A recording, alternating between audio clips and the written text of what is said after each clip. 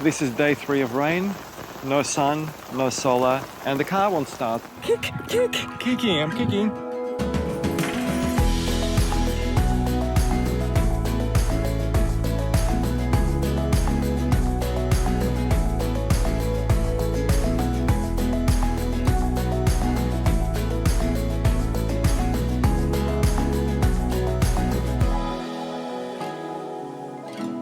And finally, we are on the proper Gibb River Road.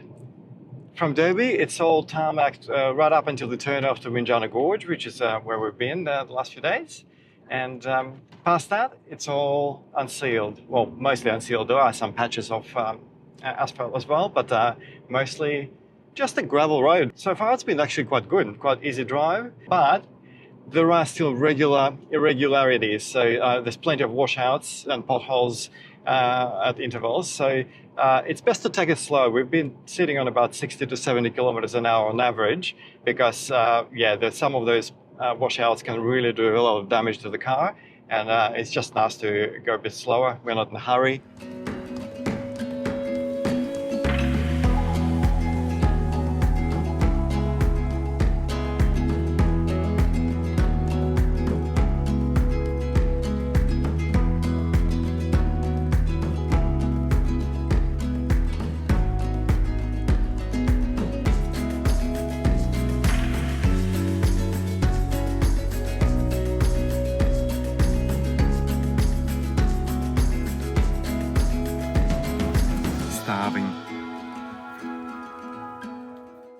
So that was a fun drive into Adcock Gorge. We're in the car park.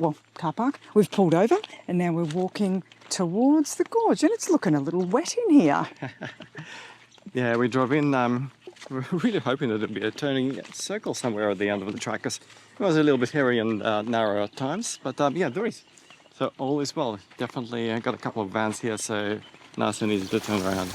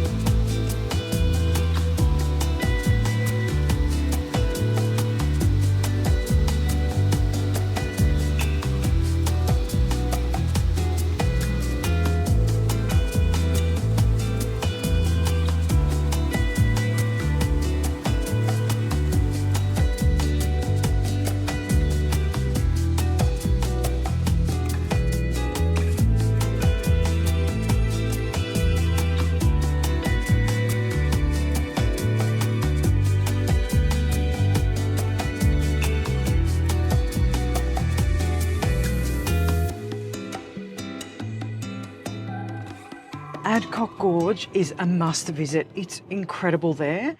We're sorry we didn't get to film much of the waterfall or much more filming because there were so many people, but it was really stunning.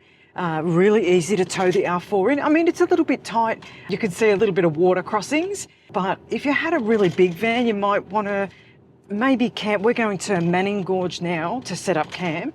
And so if you were going to stay there for a couple of days, it's only half an hour. Might want to, if you've got a big rig, you might want to set up there and come back, but it's really worth the visit. Highly recommend.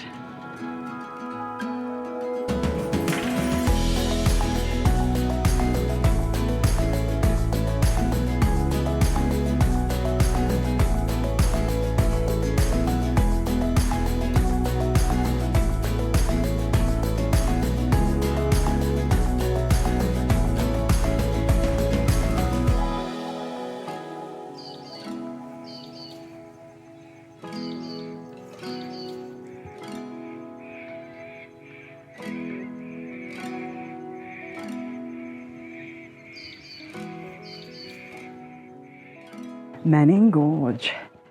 Manning Gorge is actually part of the Mt Barnett Station, and there's a roadhouse here with food and everything. So you pay at the Roadhouse, but you can also pay down here at the gorge if you come in after hours. but it's actually 7 kilometres past the gate at the Roadhouse. So when you get down here, it just feels so beautiful and secluded. It is a massive campground. We were talking to the caretaker and he was saying that in the really, really peak times, 6 to 8 weeks in the middle of winter, they have 700 to 800 people here a night. It's huge. It's huge. It's a pretty smooth operation, but they really run it well, and the caretaker is amazing. Yeah, he's so lovely, Glenn. And we've been catching up with him and getting the lowdown on how to cross the river, which we'll show you in a moment. But yeah, the campground itself, it's so beautiful. Hopefully we'll get enough footage of it to give you a good idea. But it's got hot showers, flushing toilets. There are a couple of powered sites, but it's first in, best dressed. You can't book them or anything. Well, obviously we didn't need that, but none of the campgrounds are allocated or anything. You just drive in, find your own little secluded spot. Like I say, we're here early in the season, Luckily, I'm so glad it's not crazy busy. It's really, really pleasant right now. Yeah, but I feel like he was kind of going, no matter how busy they get, there's always a spot for everybody. But it's $40 a night, and you may get a discount if you stay more than a certain number of nights. I don't know whether that's a thing for everybody, but it is just Magnificent. It's just a beautiful spot. Yeah. mesmerising here. Look at this spot. So this is pretty cool. To get to the actual gorge walk, you have to cross the river, and it's deep enough that you have to swim. So they provide these handy tubs for you to shuttle all of your gear in as you swim. How cool is that? Everybody was swimming. You keep that day job, baby.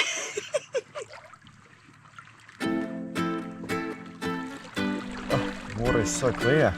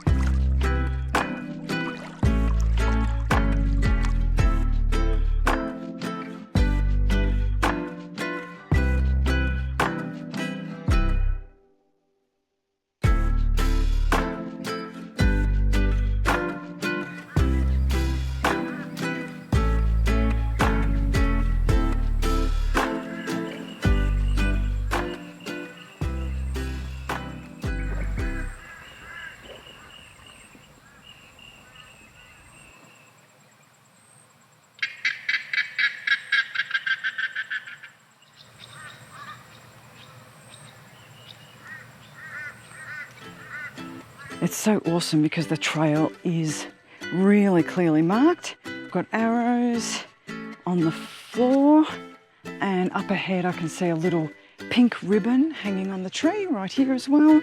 So just every few metres there's a mark. No chance of getting lost, although I probably could, but most people, no chance of getting lost.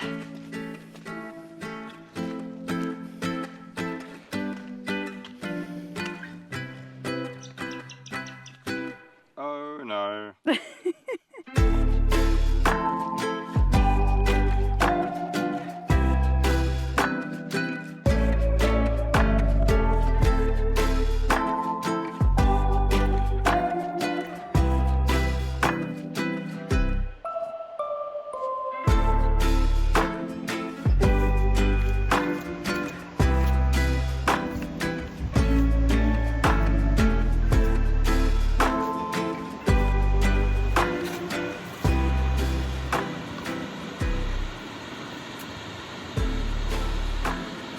Unreal.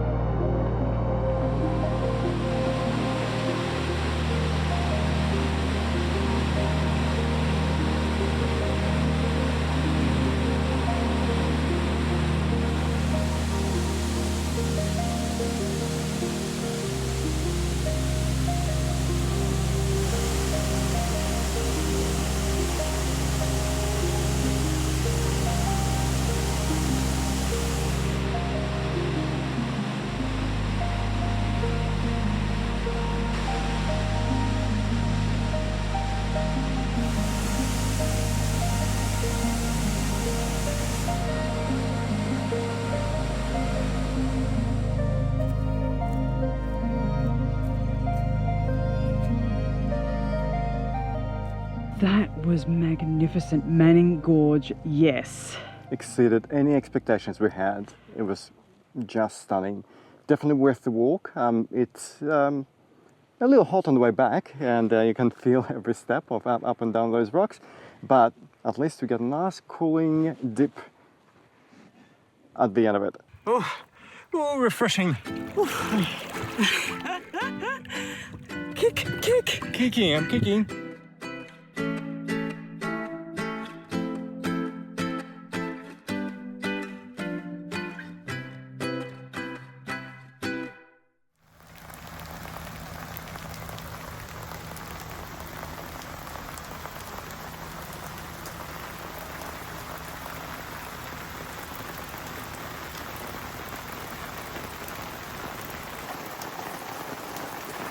Two showers.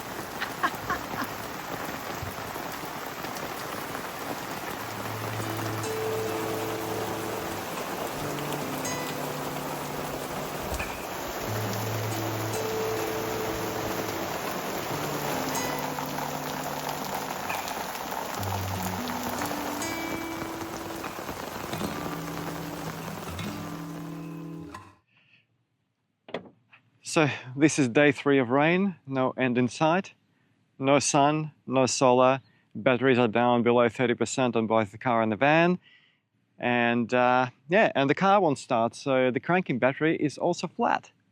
Yay! Luckily, we just picked up one of these in Broome, a jump starter, so we don't have to hassle our neighbors for a jump start. So let's give it a go. It's charged. I've read the manual. I think we're all good to go.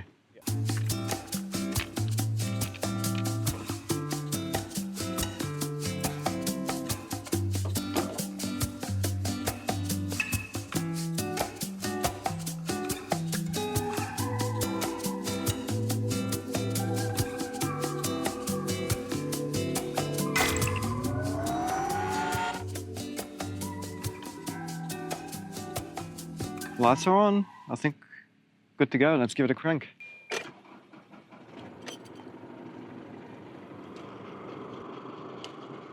That is a big yes. 110 or 120 bucks from Repco.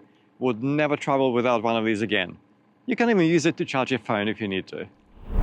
The caretaker, Glenn, has kindly allowed us to plug the car into his generator for the campground, so we can get the car charged and the secondary battery as well.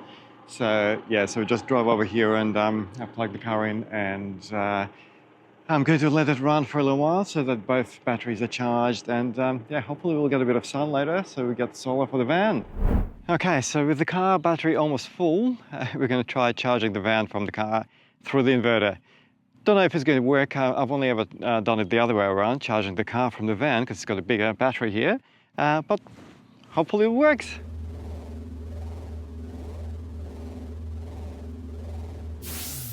Success. We got the van above 50%. That should get us through till tomorrow. Hopefully the sun will come out.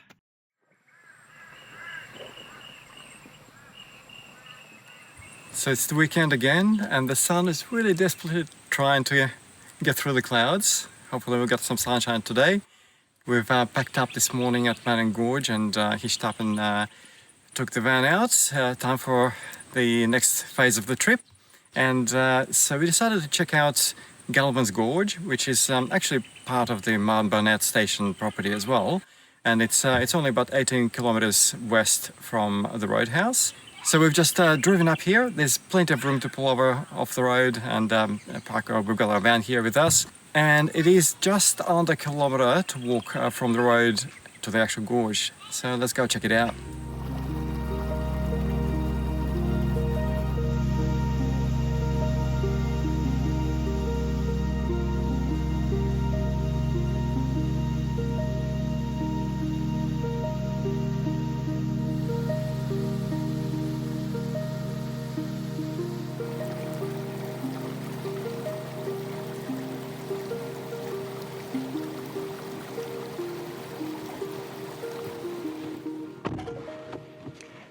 Wow, that was amazing. Galvans Gorge, the falls are so picturesque and the whole environment is beautiful. The water is crystal clear, definitely worth a stop. So we've just come back to Mt Barnett Station. We're topping up water, fuel, getting a bite to eat. We've already had a few lunches here, so we know the food's great. And then we're off to Mount Elizabeth Station. Yeah, we've heard about some great four-wheel drive tracks near Mount Elizabeth, and we're looking forward to checking them out. So we'll see you next episode. See you there. Thanks for watching, everyone.